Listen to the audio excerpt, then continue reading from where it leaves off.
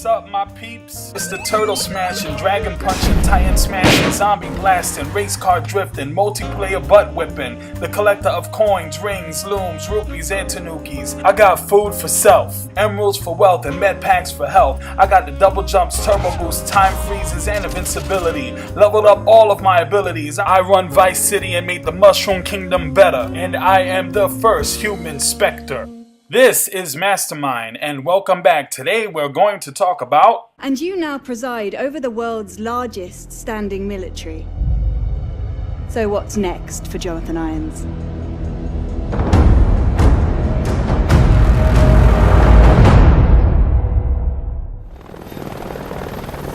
What you're seeing is advanced warfare. Call of Duty Advanced Warfare is here. The much anticipated Call of Duty on next gen is here. Unfortunately, we had a somewhat disappointment with Ghost.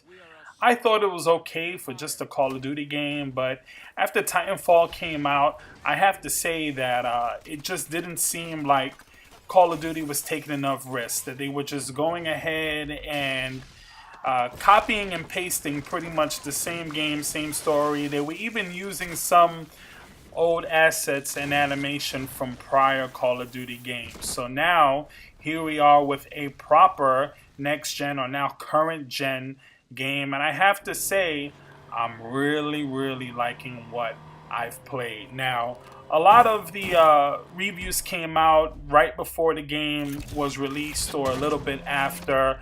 I wanted to go ahead and actually really play the game, so I beat the single player mission, and I also am about to prestige for the second time on the multiplayer. So I think I have enough of an opinion or enough experience in the game to give a real opinion. Let's talk about the single player. There's a lot of beautiful set pieces in the game, as you see here with the Golden Gate Bridge. What is this? I mean, we've seen this before. Planet of the Apes, the X-Men, Pacific Rim, Godzilla. I mean, it just doesn't stop. Do they really want to destroy this bridge? Anyway, so here Call of Duty is doing it, but it looks great. I mean, it looks amazing. They've really upped the ante. And I gotta say, between Battlefield 4, the graphics in that, and what we saw with Titanfall, I think it's really appropriate and a really great thing that Call of Duty has had some kind of competition. Also, you can say Destiny falls into that as well, even though the game is totally different. Destiny is a big AAA title that one would say could be stealing from Call of Duty. But the multiplayer is great. They really decided that they were going to take some of the great things about some of these other games and franchises and they were going to implement them in their game. And I don't have a problem with that. Just don't blatantly rip off or copy anything. Shadow of Mordor. Excuse me. Sorry about that. I got a little choked up. Advanced Warfare is its own game, even though it's kind of a, if you want to say, I wouldn't say they paid homage to other games, but you can definitely see the nod. Little things, little touches, like even the way the care package in a multiplayer falls, it kind of reminds me of the Titan. You know, the use of the word Atlas, but Call of Duty is Call of Duty, and if you look at the graphics here. I mean, look at the lighting effects. This was one of my favorite segments in the single-player game, just being in that ice cavern or that cave. It was just really fun. It was amazing. The single-player, of course, it had the set pieces. It had the storyline. You don't really play the game for the story. You play it more for the thrills. Kind of like what you do when you watch an action film. And that's what Call of Duty, as far as a single-player campaign, that's what this game delivers. With Kevin Spacey doing acting, and the other voice actors were pretty good as well. This was really done well. Private Mitchell, you were Will's best friend. You both paid too high a price for your country. It was an unfortunate tragedy, sir. It was more than unfortunate, Sergeant. It was unnecessary.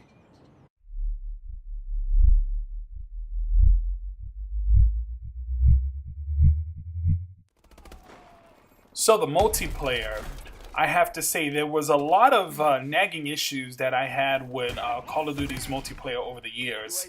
A lot of them have been improved and fixed, and then unfortunately some of them have not been. And that's probably the only real criticism that I would give on the game.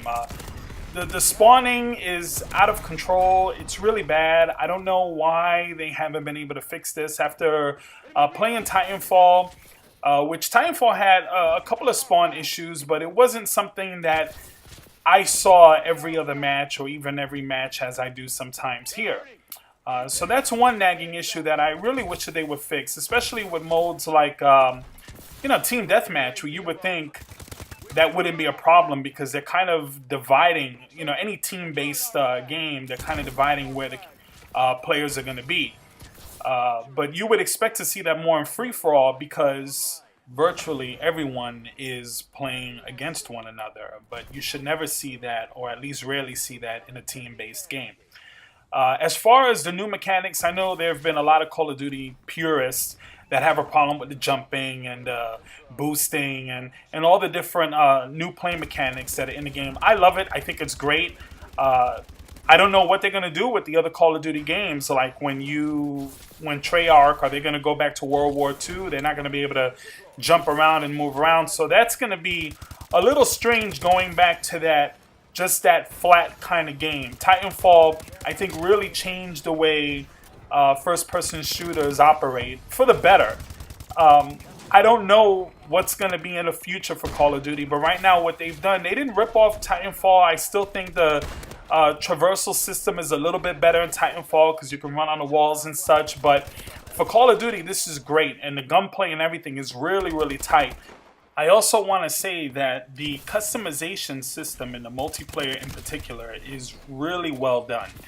You can customize everything, the way your character looks, whether it's a male, whether you have a female. You can customize even your score streaks, which I think that was really unique and really, really cool.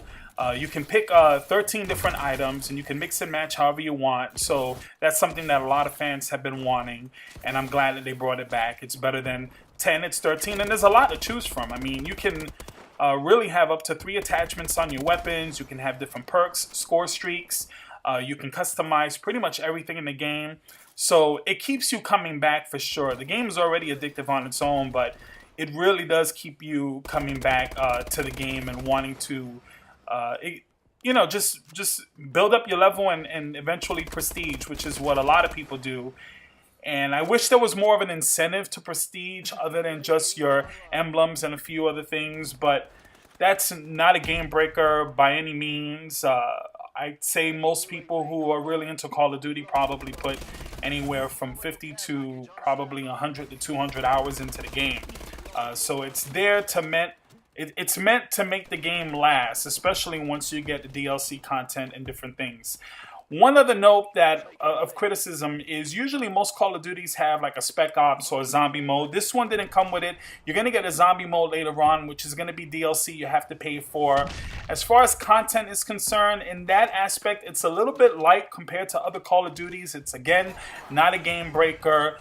It just would have been nice for them to have added just one more mode. But again, I'm not complaining. There's a lot of different modes. You have your standard capture the flag, you have your free fall, you have your team deathmatch, you have momentum, you have uplink.